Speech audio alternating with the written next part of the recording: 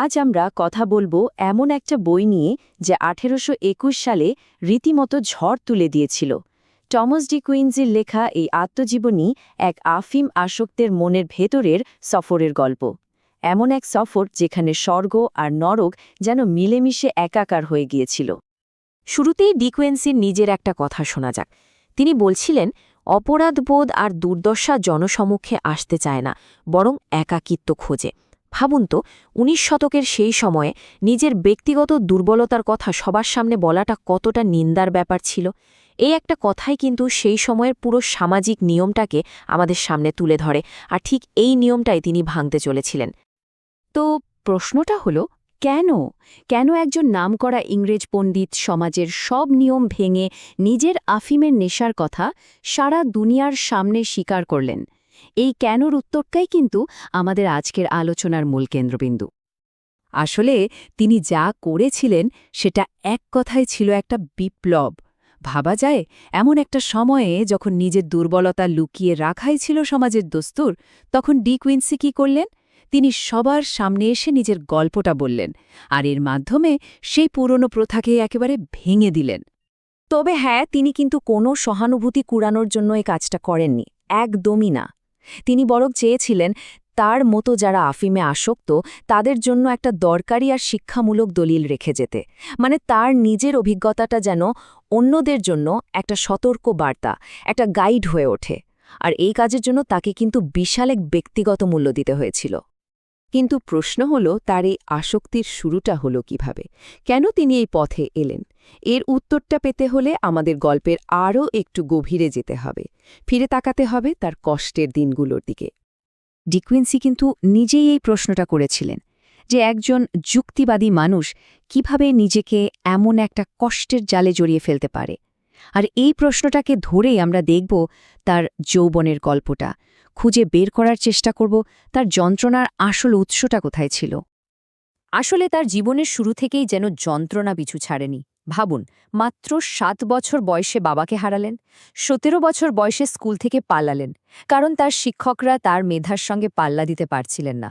এরপর ওয়েলসের পথে পথে একা একা ঘুরে বেড়ানো, কখনো শুধু ব্ল্যাকবেরি খেয়ে দিন কাটানো, আর সবশেষে লন্ডনে, যেখানে প্রায় ১৬ সপ্তাহ তাকে কাটাতে হয়েছে তীব্র ক্ষুধা আর গৃহহীন অবস্থায়।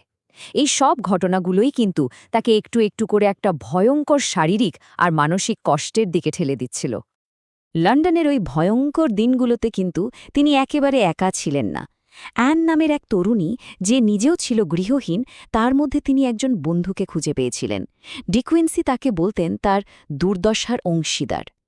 এই সম্পর্কটা শুনলেই বোঝা যায় সেই সময়টা তিনি কতটা একা আর হতাশ ছিলেন। আর লন্ডনের ওই না খেয়ে থাকার দিনগুলো তার শরীরে একটা ভয়ঙ্কর ছাপ রেখে যায়। তার পেটে এমন এক যন্ত্রণাদায়ক রোগ বাসা বাঁধে যা তাকে সারা জীবন তাড়িয়ে বেরিয়েছে। আর ঠিক এই অসহ্য শারীরিক কষ্টটাই ছিল সেই প্রথম কারণ যা তাকে আফিমের দিকে ঠেলে দেয়। আর ঠিক এখানেই গল্পটা একটা নতুন দিকে মোড় নেয়। তিনি আফিমের খোঁজ পান, না কোনো বদভ্যাস হিসেবে নয়, এটা ছিল তার কাছে তীব্র যন্ত্রণা থেকে মুক্তি পাওয়ার একটা মরিয়া চেষ্টা। আর প্রথমবার আফিম নেওয়ার পর তার যে অনুভূতি হয়েছিল সেটা তার নিজের ভাষাতেই শুনুন। তিনি লিখছেন, আমার ভেতরের আত্মা যেন একেবারে গভীর থেকে জেগে উঠল। আমার ভেতরের দুনিয়াটা যেন এক মুহূর্তে আমার সামনে খুলে গেল। মানে বুঝতেই পারছেন আফিম তাকে কতটা অকেমাত আর গভীর একটা স্বস্তি দিয়েছিল। তার কাছে এটা ছিল একটা স্বর্গীয় অনুভূতি যা তার সব কষ্ট এক নিমেষে ভুলিয়ে দিয়েছিল। এখানে ডি কুইন্সি কিন্তু খুব ইন্টারেস্টিং একটা যুক্তি দেন। তিনি মদ আর আফিমের মধ্যে একটা পরিষ্কার পার্থক্য টানেন। তিনি বলেন, দেখুন, মদ মানুষের মনকে এলোমেলো করে দেয়, একটা বিশৃঙ্খল অবস্থা তৈরি করে। কিন্তু আফিম ঠিক তার উল্টোটা করে। এটা মনে নিয়ে আসে এক অসাধারণ শৃঙ্খলা আর সম্প্রীতি। মনকে করে তোলে শান্ত, গভীর আর সৃজনশীল। তার এই বিখ্যাত কথাটা শুনলেই বোঝা যায় আফিম তার কাছে ঠিক কী ছিল। ওহ, ন্যায়পরায়ণ, সূক্ষ্ম এবং শক্তিশালী আফিম, তোমার কাছেই তো স্বর্গের চাবিকাঠি। ভাবুন, এটা তার কাছে শুধু একটা নেশার জিনিস ছিল না, এটা ছিল স্বর্গের চাবিকাঠি, এক ঐশ্বরিক উপহার। কিন্তু এই স্বর্গ তো বেশি দিন থাকার ছিল না। আর এখান থেকেই গল্পটা একটা ভয়ঙ্কর দিকে মোড় নেয়। আফিমের দেওয়া সেই স্বর্গ এবার তার আসল মূল্য চাইতে শুরু করে, যা ছিল এক কথায় দুঃস্বপ্নের মতো। কয়েক বছর পর তার সেই পুরনো পেটের ব্যথাটা ভয়ঙ্করভাবে ফিরে আসে, আর তখন তিনি বাধ্য হন একজন নিয়মিত এবং নিশ্চিত আফিমখোর হতে। মানে আফিম আর শখের জিনিস রইল না, এটা হয়ে দাঁড়ালো তার দৈনন্দিন প্রয়োজন, বেঁচে থাকার জন্য জরুরি। আর বলতে পারেন ঠিক এখান থেকেই তার পতনের শুরু। আর ঠিক এই সময়েই একটা অদ্ভুত ঘটনা ঘটে। একদিন তার কটেজের দরজায় এসে কড়া নাড়ে একজন মালয় পুরুষ। লোকটা ওই এলাকার জন্য ছিল একেবারে অচেনা, একজন আগন্তুক। এই আপাতদৃষ্টিতে নিরীহ ঘটনাই কিন্তু পরে তার ভয়ঙ্কর দুঃস্বপ্নের বীজ হয়ে উঠবে। প্রথমে কিন্তু ডি কুইন্সি এই ঘটনাটাকে বেশ শৈল্পিকভাবে দেখেছিলেন। তিনি বর্ণনা করছেন যে দৃশ্যটা ছিল একটা ছবির মতো সুন্দর, এর চেয়ে আকর্ষণীয় ছবি নাকি আর ভাবাই যায় না। এখান থেকে বোঝা যায় তার মন কিভাবে সব কিছুর মধ্যে একটা সৌন্দর্য বা গল্প খুঁজে নিত। এরপর ডি কুইন্সি যা করলেন সেটাই হয়ে উঠল তার দুঃস্বপ্নের আঁতুড়ঘর। তিনি দয়াপরবশ হয়ে লোকটাকে এক বিশাল টুকরো আফিম খেতে দেন। কতটা বিশাল?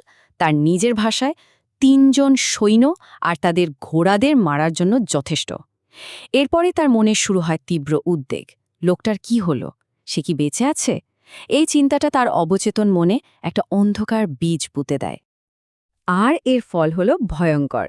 ডি কুইন্সি বলছেন, এই মালয় লোকটা পরে আমার স্বপ্নে এসে হানা দেয়।